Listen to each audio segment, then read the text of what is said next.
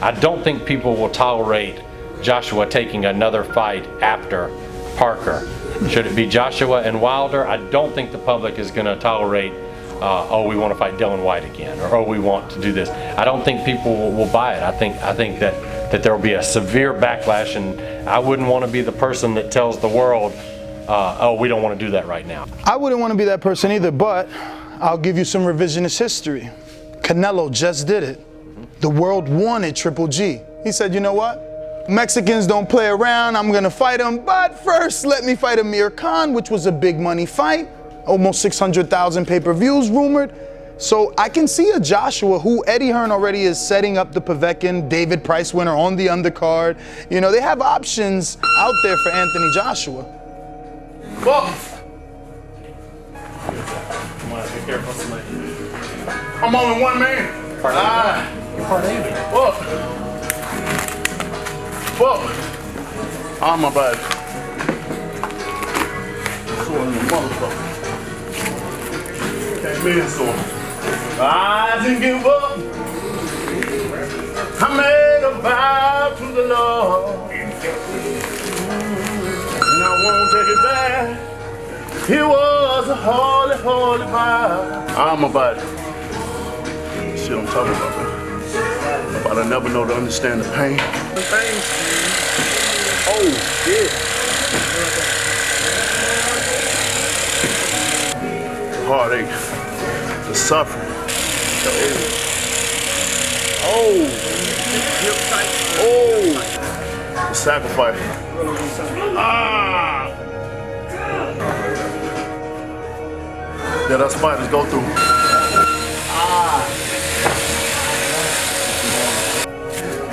To put our life on the line and risk that all, it takes all in the ring. No matter how many sparring partners you may have, that'll get in and do rounds with you. And get out and get refreshed up for 2 more rounds of you. That's exactly right. And you have no breaks. Exactly. No tags. Exactly. A little amount of water. You have to tell them motherfuckers you're thirsty. Oh yeah, because you know Mark, he got palsy. He ain't gonna give you enough water anyway. He said, damn, Mark, To get water. It's a sacrifice, man.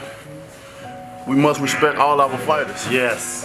It's a must, it's a must. If not, get your bitch ass in there and see how far you last. Or see how far you walk in the jungle, baby. I don't think you will last. Not even with the smallest bum, as y'all call him. Fuck out of here. Bomb squad! Oh, my body. I really thought about, you know, if I take a guy's life, because I'm very capable of doing it. I have all the attributes. I have everything to do it. You know what I mean?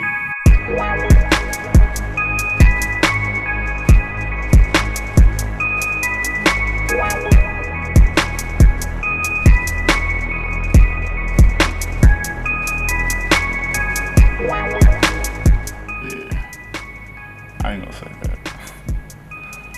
I'm gonna put it like this, you know. I think it's all gonna depend on what that man got going on. I mean, if he's single and got no family, then of course it's gonna be less hurtful. But if he has a family, have kids and stuff, because I love my children. I not only just love my children, I love everybody's kids. I love kids, period. No gift, no money, nothing, no support that I could get to his family that would bring that man back. But again, at the same time, I look at this sport, I'm like, we both signed up for this. We don't know what's gonna happen in that ring. Bron's mama have to be that way. He have to be confident, and it's so real. Like the way I can switch on into this person, and when it's over, to switch out, it's crazy. At the end of the day, I probably would take heat, you know what I mean, for killing the man in the ring.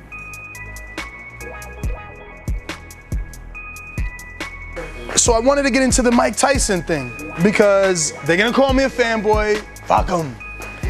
I believe you can do it. Tyson was short, his arms was short, and he had issue with people with long arms, and you have the height. But I want, in your own words, to explain, why do you believe you can beat a prime Mike Tyson? It's one point to be humbled and and talking about respect, the old school, but it's another thing to have faith and have belief in yourself, to have the confidence. And what I'm gonna say, that they'll knock me out, then most of the ones that say that, then they know they lying.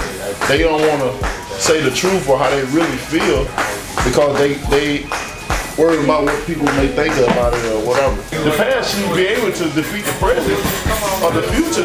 It should get advanced, it should get better. And if we ain't getting better, how can we say this sport is so beautiful? How can we say we know the sweet signs of it, or all that come with boxing? If the past is still better than the present and the future, it don't make no sense to me. How would you deal with Tyson's explosive uppercuts that come from the right and the left, and he's got this amazing inside game in his prime? Let's just go back to what Mike Tyson says. He is with his own quotes. Everybody got a game plan until they get in. You feel me? Most of these guys that try to get in on me, the thing about it, they work so hard to get in, and by the time they get in, they don't have them. And whatever they do have, I'm absorbing it. True story, body shots don't faze me at all. I done had the worst of the worst earlier in my amateur career. Tyson was a beast even with the taller fighters. I mean, especially I'm a tall fighter that know how to use my distance, and I got nice feet work as well too. So, like I said, there's a lot of truths in this game, and that's just how I feel. I don't care what nobody's opinion is or how they feel. At the end of the day, the fight will never happen. We can only fantasize, so it's really our opinions. Lennox, did it bother you what he said? And why do you think that most of these older legends are not getting behind you and instead they're getting behind Joshua? Do you feel that they really feel it's the skill, or is it a dislike thing, in your opinion? I didn't get offended with Lennox said at all. He's protecting the old school fighters. That's his opinion as well too. Even when Tyson started all this years ago, and that was my thing about, like, why is I'm being hated? What do you mean he started it? When I was knocking people out, somebody did an interview. They asked him about me. Said anybody can knock out people, even my 3-year-old son. You know what I'm saying? And that's what I'm like, wow. Like, what did I do? You know what I'm saying? But knock out everybody that plays in front of me. What did I do? But do what I'm supposed to do. Was it more personal for you because it was Mike? Of course, you're talking about a 3-year-old. That's a child. Now you're saying a child is equal to what I'm doing in the ring. A child can come in here and knock somebody out. So basically you're saying this is easy what I'm doing. You're doing something not new, but maybe that most people don't know. You're bringing in a whole fresh set of sparring partners, right? Like, he had sparring, then you kind of shut down and let his body recoup. Now you're starting sparring back up? Right, well, we do something different than probably any other camp that I've ever heard. The traditional way to do it is to go 3 to 4 weeks getting in shape, and then 3 or 4 weeks sparring, and then you go fight. But Deontay's already in shape. When he doesn't ever get out of shape, so it didn't make a lot of sense to me to spend 3 weeks getting somebody in shape that's already in shape. So what we do is we bring sparring in immediately, right off the bat, and then we'll take a week and do mitt work and bag work, and we look at the video and we correct anything that we think needs to be corrected from the sparring, and let his body heal up a little bit, and then the week after that we bring in another group of sparring partners, and so on. So we alternate weeks between the sparring weeks and the non-sparring weeks, and I think we're one of the only groups that do that I've ever heard of.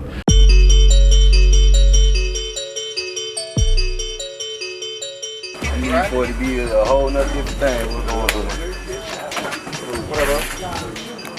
Crazy. What's up, bro? You all right? Good. I don't tell you, camera. 3 men in and out, sometimes 4. They get water, they get breaks. Shit.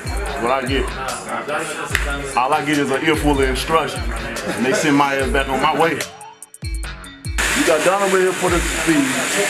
You got Abel here for the strength, tough, big man, powerful. We got Zoe here for more faster feet. You know what I mean? And the body frame as well too. So we got a good mixture of guys and good look. All of them giving me the best of them, the best they can be. Although Alonzo is not a southpaw, he definitely gives me great work, right-handed and southpaw. But he giving me the best that he got with the body frame and still with the movement and stuff like that. So they're doing a great job.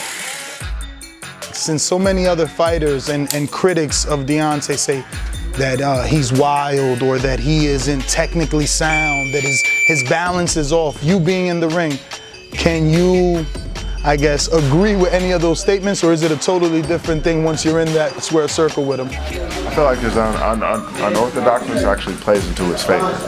So that's a positive on his side. You can't train for an unorthodox fighter. You don't know what's coming, what shots he's gonna throw, and then he makes it work for himself. He can get wild sometimes, but I've never seen him get wild when he shouldn't. You know, he's getting when he does get a little bit wild, he gets wild when somebody has no comeback for him. So I mean, he's throwing punches that aren't going to be answered anyway. So he's just throwing them as hard and from whatever angle he can. So it definitely works for him.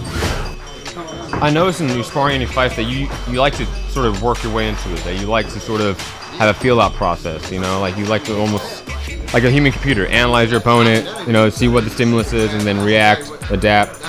Most definitely. Definitely me. Is that just the way you've always been? You know, have you ever tried implementing game plans at all, or is that just not you? No, I always go in and feel the fight out. You know, I go in, depends on what I'm looking for, depends on what I want to work on at that point in time.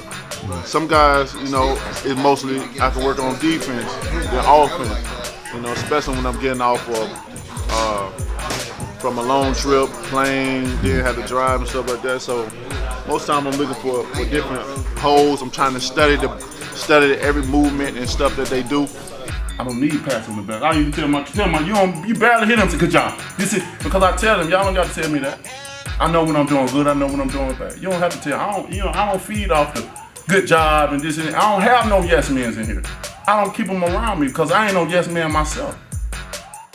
The blood pressure medicine and the fact that Luis Ortiz tested positive one time for a performance enhancement drug.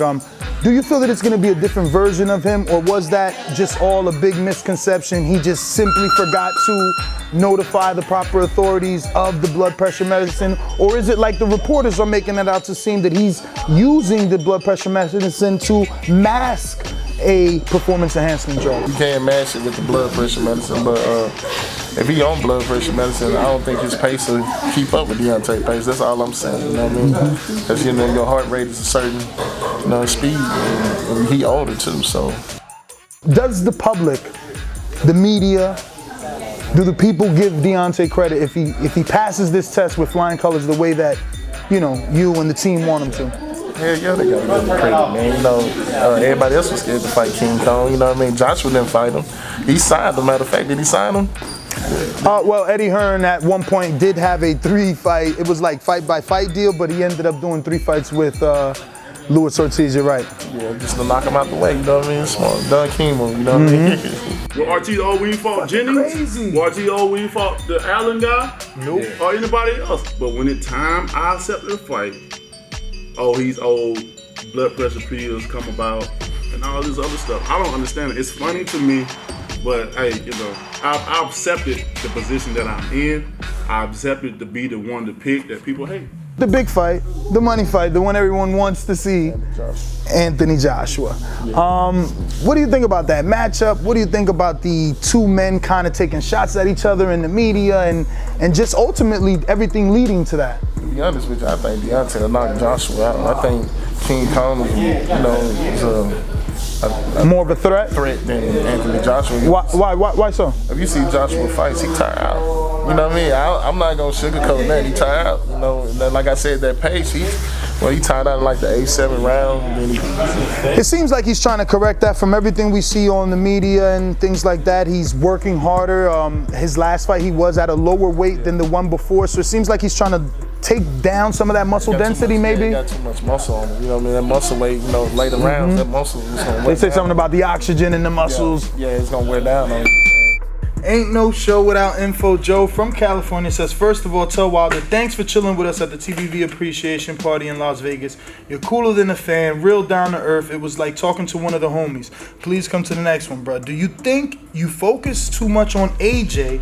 You speak more about him than Ortiz. Are you overlooking Ortiz? I tell people, I don't look past no fight. I respect every fighter get in the ring. I ain't looking past Ortiz, but I do window shot. I do look through. Looking past and looking through is two different things.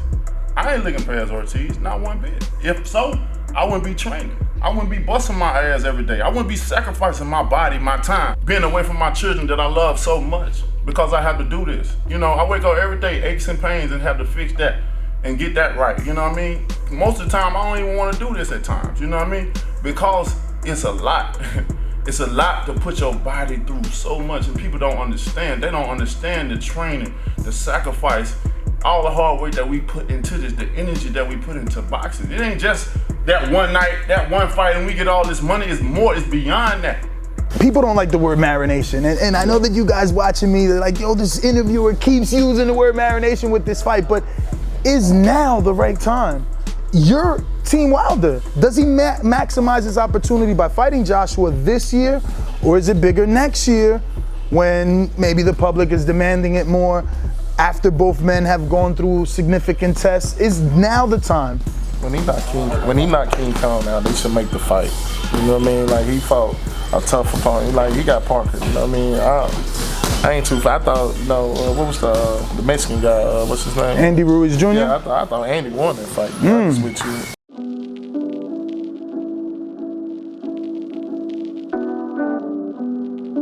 Explain the 50%. And I can't explain it, so I'm like, I'm gonna ask him to explain it.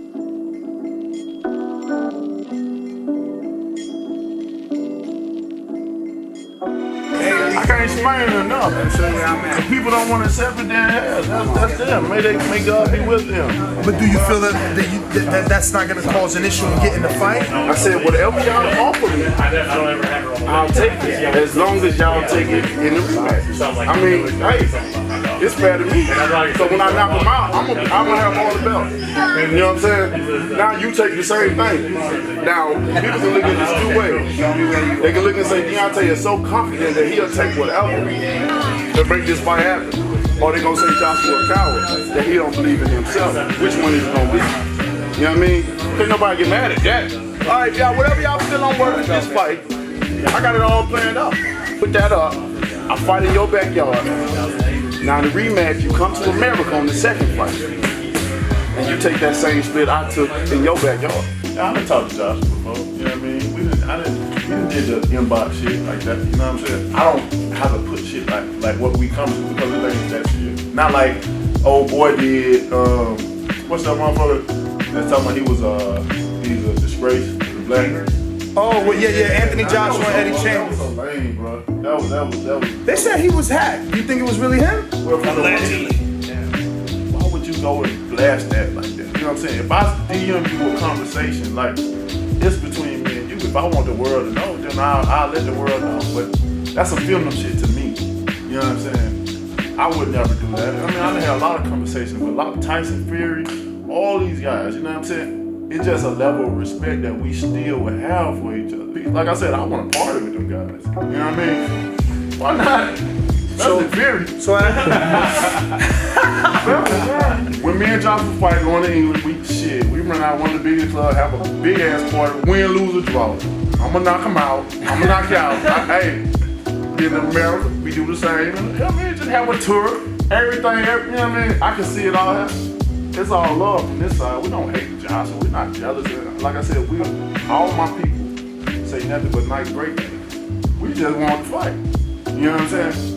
That's all. Ain't what's wrong with that? Because if I wasn't seeing, then people would be fucking with me saying, well, you ain't calling him out. You ain't saying this. You ain't saying that. So now I'm saying it. People got a problem with it. But he talking too much. That's why you can't make people happy.